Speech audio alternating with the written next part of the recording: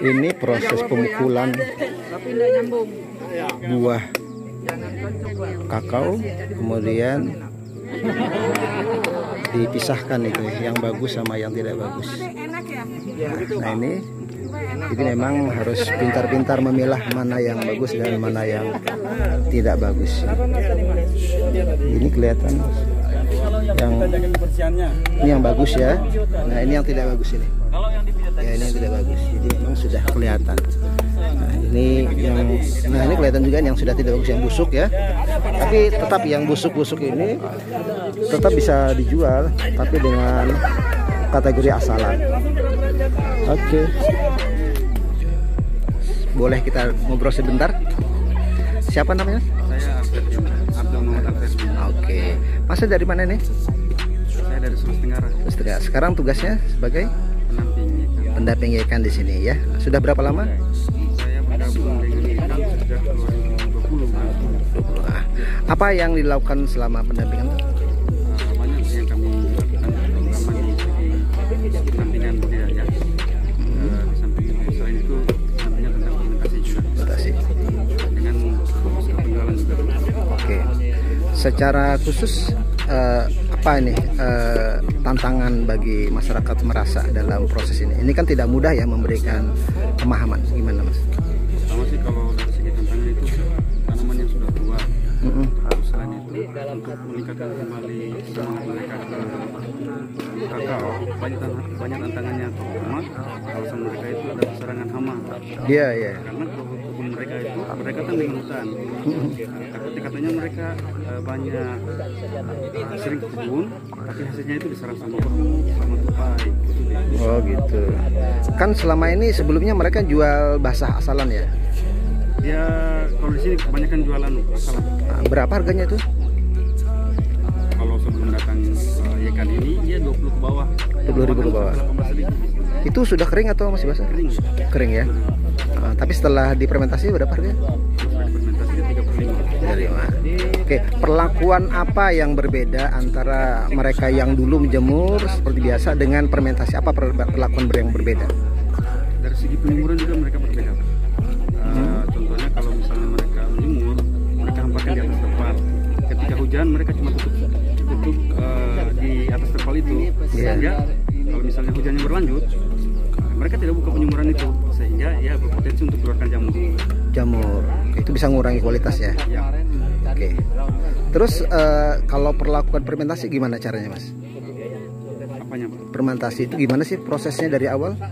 Kalau proses fermentasi itu kita mulai dari kita pertama kumpulkan dulu buah.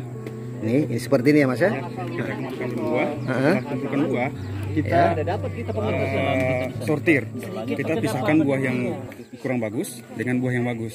Karena kalau kita gabung, termasuk buah yang terserang busuk buah bisa terjangkit kepada busuk buah yang sehat itu. Contohnya yang kayak apa Mas? Itu yang kayak sana.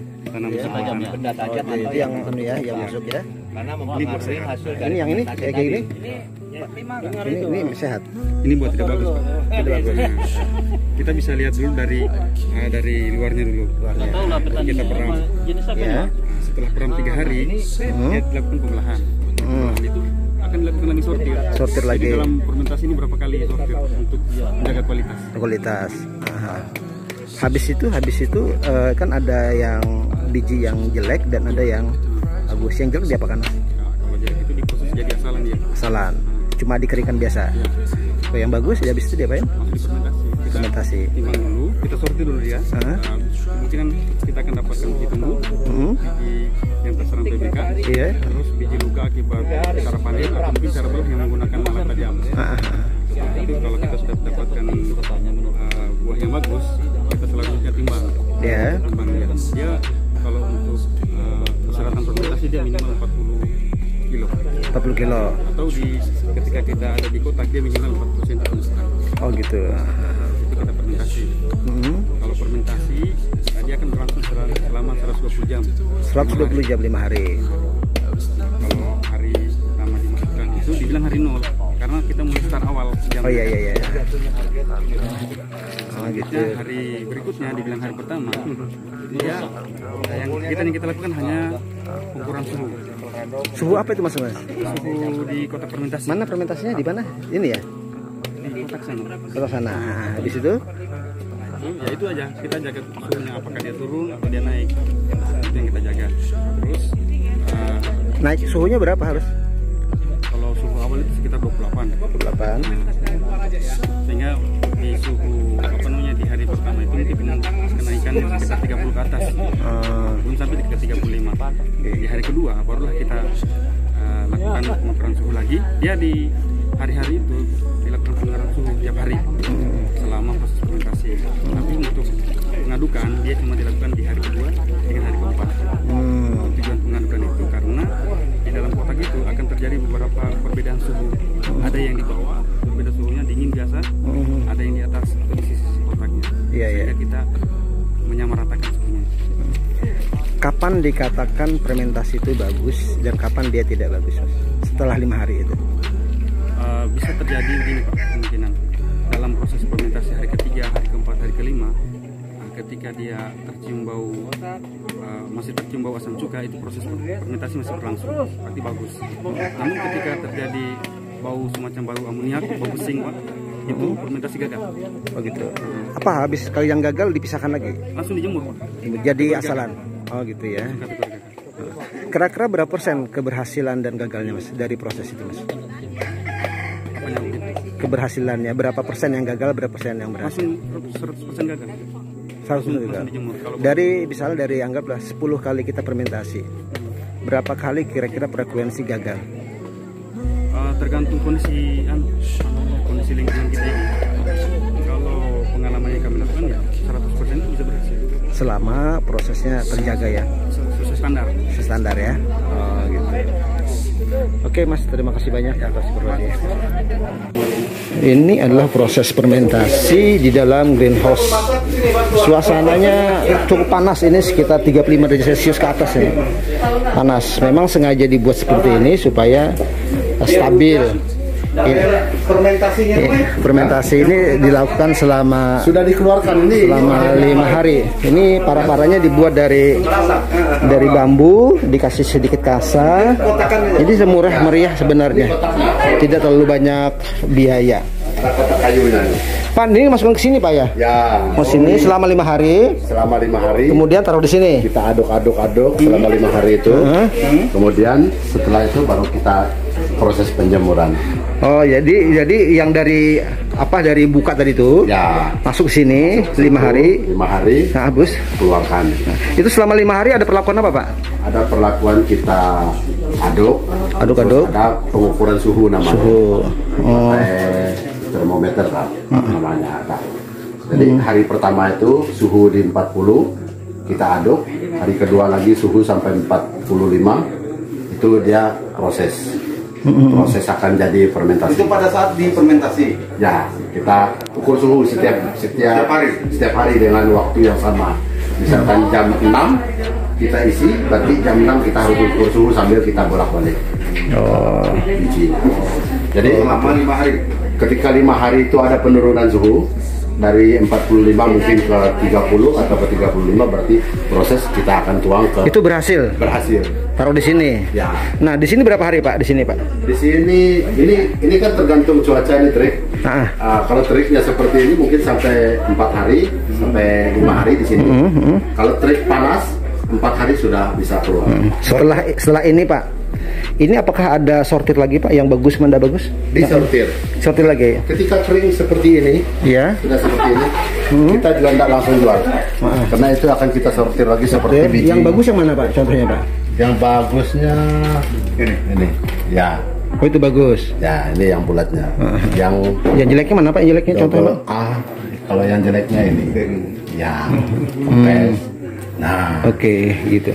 Dari misalnya dari 1 kilo yang masuk ke fermentasi ini Pak, berapa persen yang rusak kira-kira Pak? Ada separuh? Tidak sampai? Tidak sampai. Sampai ya? Yang mau merasakan 2% ataupun 3%. Gitu ya? Yang rusaknya. Yang gitu aja ya. Kalau dari awal Pak, dari ambil dari buahnya basah itu sampai jadi ini, sampai jadi apa yang kering ini berapa persen Pak rendemennya Pak? Kalau kita mengambil dari buahnya, kita timbang, misalkan buah itu ada 30 kilo, Iya. itu minimal untuk fermentasi. Iya. 30 kilo kita masukkan ke kotak. Dari 30 kilo itu nanti jadinya 10 kilo kalau yang normal. Oh, sepertiga Pak ya? Sepertiga dari itu. Oke. Nah itu akan kita sortir lagi. Mungkin dia bisa jadi nanti dia 8 kilo yang bersih double A-nya. Oh gitu. Nah, mungkin ada 1-2 kilo yang jelek ini dijual asalan. Dijual asalan. Asalan ya. Harga 25.000. 10.000. Itu yang asalan. Kalau yang fermentasi? Kalau yang fermentasinya yang double A-nya 35.000.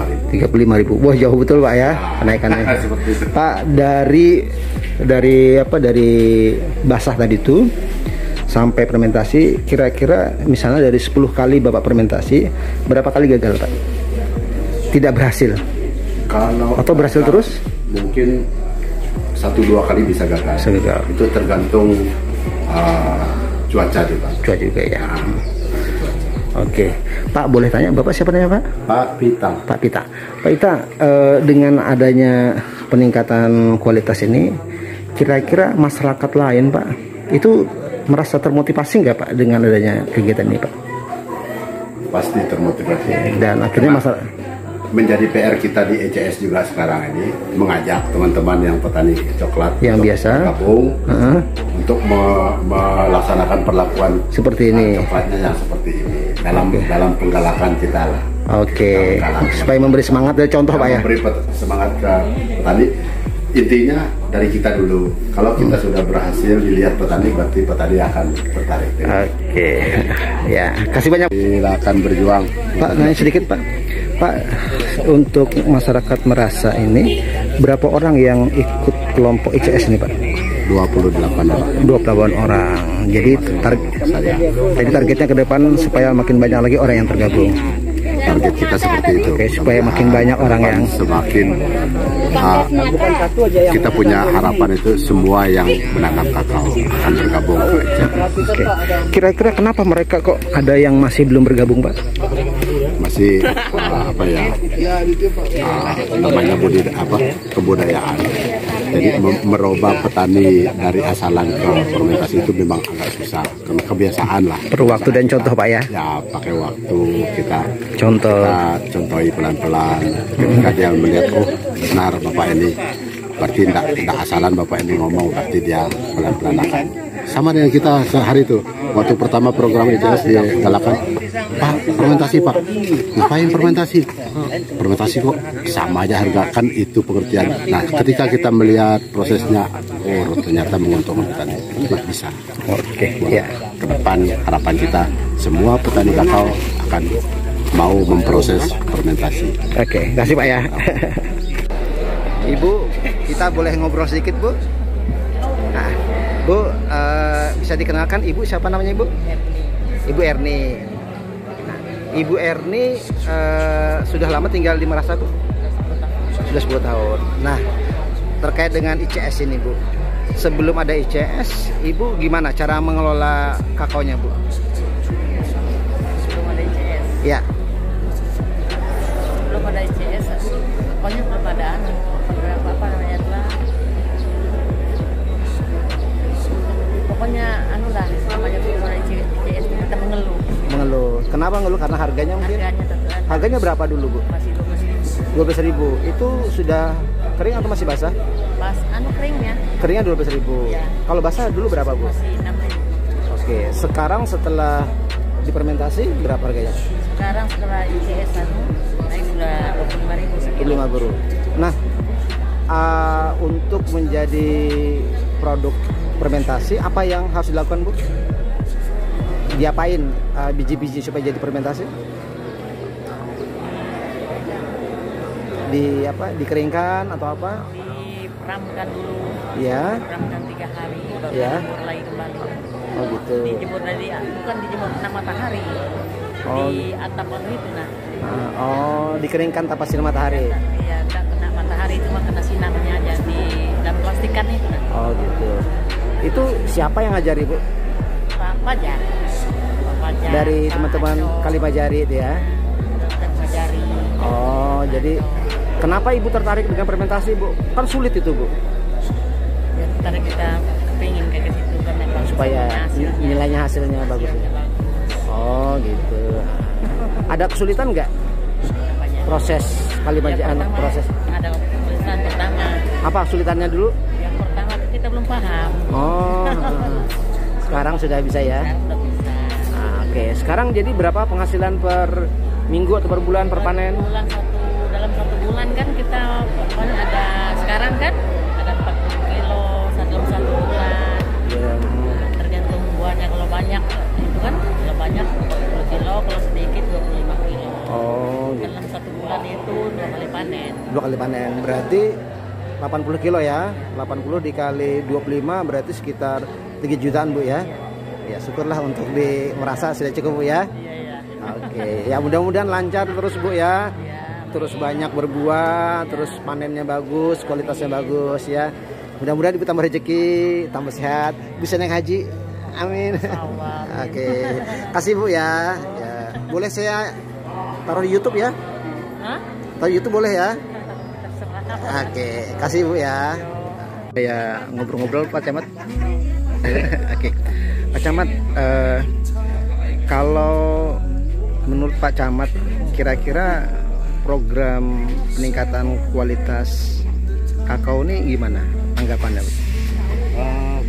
Kalau tanggapan saya, peningkatan kualitas kakao melalui fermentasi ini sangat bagus. Pertama, kalau di masyarakat kita rata-rata hasilnya masih kurang. Kalau itu dijual langsung, tidak seberapa yang bisa dinikmati masyarakat. Tapi dengan peningkatan kualitas melalui fermentasi, ini yang tadinya dijual murah akan menjadi meningkat. Ini kita sangat harapkan. Kalau ke depan gimana Pak? Ini kan merasa sudah mulai mengembangkan seperti ini. Kira-kira kampung-kampung yang lain gimana Pak? Mungkin apakah mungkin bisa direplikasi kira-kira? Kita berharap seperti itu. Jadi memang kita sudah menyampaikan juga ke kampung-kampung yang masih ada KBNK-nya, apalagi yang bekas ladang yang kelihatan nganggur. Itu kita berharap potensi itu bisa ditanami kakao, termasuk juga mencari mitra untuk pengembangan budidaya. Kira-kira hambatannya apa nih Pak untuk pengembangan seperti ini Pak? Hambatan di masyarakat pertama masalah pencernaan, sehingga perlu mitra. Yang kedua, memang masyarakat ini ada yang membuka lahan di area yang seharusnya dibuka, contohnya di KBK atau kawasan konservasi. Nah ini yang perlu pembinaan. Kita berharap dari semua unsur bisa memberikan masukan ke masyarakat agar tidak sembarang membuka lahan. Selebihnya memang kita sangat berharap masyarakat bisa mengembangkan potensi di lahan yang katakanlah terlantar. Oke. Kasih banyak Pak Camat atas informasinya ya. Oke.